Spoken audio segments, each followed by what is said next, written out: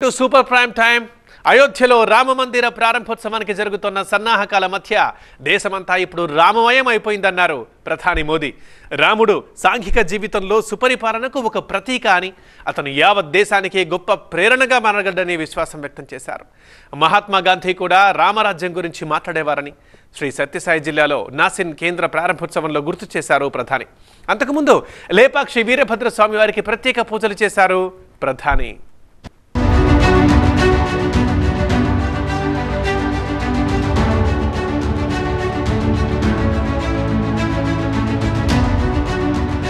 సత్యసాయి జిల్లాలో ప్రధాని మోదీ పర్యటన.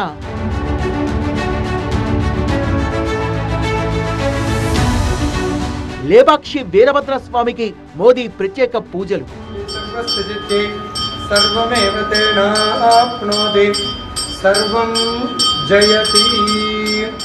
రామాయణ ఘట్టాల తోలుబొమ్మలాటను తిలకించిన మోదీ వారికోస్ వెయిన్స్ వ్యాధికి కేవలం 30 నిమిషాల్లో చికిత్స. కాల్ చేయండి 9989527715.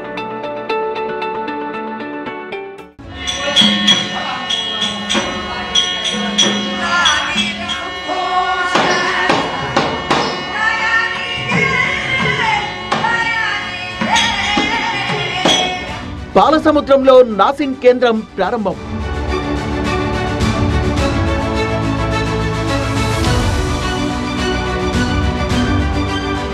నమో ఏపీ.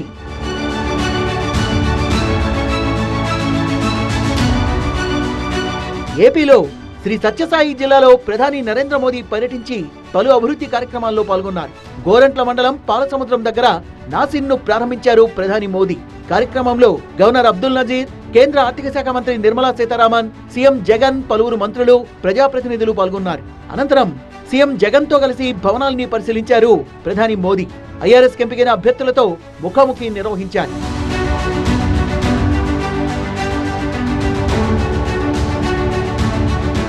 చారిత్రక ప్రదేశంలో నాసిన్ కేంద్రం ఏర్పాటు చేయడం సంతోషకరమన్నారు ప్రధాని మోదీ. పరిపాలనా దక్షతకు శ్రీరాముడు మారుపేరని, ఆయన పాలన ఇప్పటికీ అందరికీ స్ఫూర్తిదాయకమన్నారు ప్రధాని మోదీ.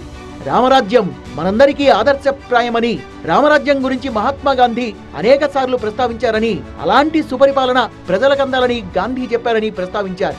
ప్రజాస్వామ్యంలో ప్రభుత్వాలే ప్రజాసేవకులని అభివర్ణించారు ప్రధాని మోదీ. महात्मा गांधी कहते थे कि राम राज्य का विचार ही सच्चे लोकतंत्र का विचार है. गांधी जी ने ऐसा कहने के पीछे वर्षों का उनका अध्ययन था, उनका दर्शन था. राम राज्य यानी एक ऐसा लोकतंत्र जहां हर नागरिक की आवाज सुनी जाती थी और उसे उचित सम्मान मिलता था. ఏపీకి నాసిన్ లాంటి వరల్డ్ క్లాస్ ఇన్స్టిట్యూట్ రావడం గర్వంగా ఉందన్న సీఎం జగన్ నాసిన్ అకాడమీని ఏర్పాటు చేసిన ప్రధాని మోదీకి కృతజ్ఞతలు తెలిపారు.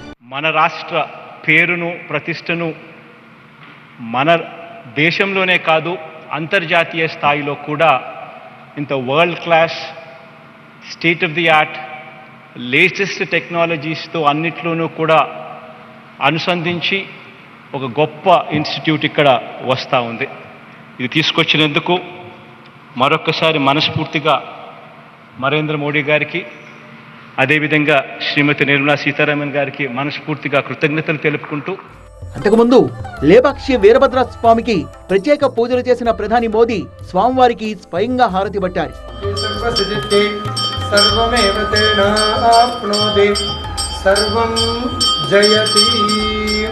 దర్శనానంతరం ప్రధానికి ఆలయ అర్చకులు వేదాశీర్వచనం పలికి స్వామివారి శేషవస్త్రాన్ని బహుకరించారు, తీర్థప్రసాదాల్ని అందజేశారు. సుమారుగా 40 నిమిషాల పాటు ఆలయ ప్రాంగణంలోనే గడిపారు ప్రధాని. లేపాక్షి ఆలయ చరిత్ర, దీనికున్న విశిష్టత గురించి అధికారులు ప్రధానికి వివరించారు.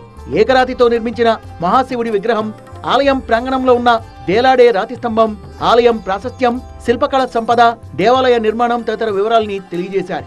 ప్రస్తుతం ఈ ఆలయం పురావస్తు శాఖ ఆధీనంలో కొనసాగుతోంది. జయ రామ జయ జయ రామ శ్రీరామ జయ రామ జయ జయ రామ శ్రీరామ జయ రామ జయ జయ రామ రామ కళ్యాణ రామ రామ కోదండ రామ రామ కళ్యాణ రామ. ప్రధాని రాక నేపథ్యంలో ఆలయంలో తోలుబొమ్మలాట కళారూపం ద్వారా రామాయణ ఘట్టాల్ని ప్రదర్శించారు. కార్యక్రమం ఆద్యంతం మోదీ ఆసక్తికరంగా తిలకించారు.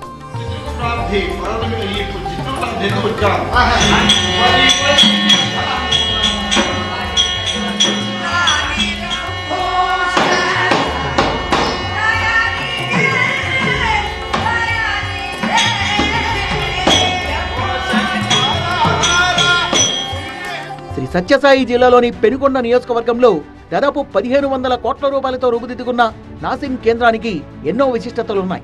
గోరంట్ల మండల పరిధిలోని పాలసముద్రం సమీపంలో 44వ జాతీయ రహదారికి ఆనుకుని 503 ఎకరాల విస్తీర్ణంలో ఈ శిక్షణా కేంద్రాన్ని ఏర్పాటు చేశారు.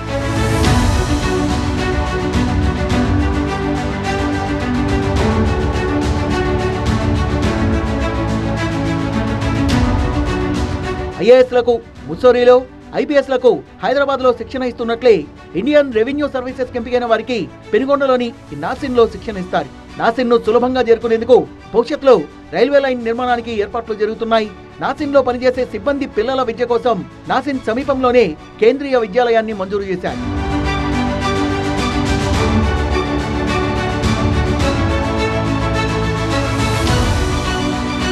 శిక్షణా సంస్థలు సమర్థవంతమైన పన్ను పరిపాలన కోసం అవసరమైన నైపుణ్యాన్ని బోధిస్తారు. ఈ రంగంలో అత్యుత్తమ అధికారులను ఎంపిక చేసి వారితో బోధన చేయిస్తారు. సమగ్ర శిక్షణా పాఠ్యాంశాలు, అనుకూలమైన వాతావరణం మరియు పూర్తి మౌలిక సదుపాయాలున్న క్యాంపస్ ద్వారా అత్యున్నత స్థాయి ఆదాయ పన్ను శాఖ అధికారులు దేశం కోసం సిద్ధమవుతారు.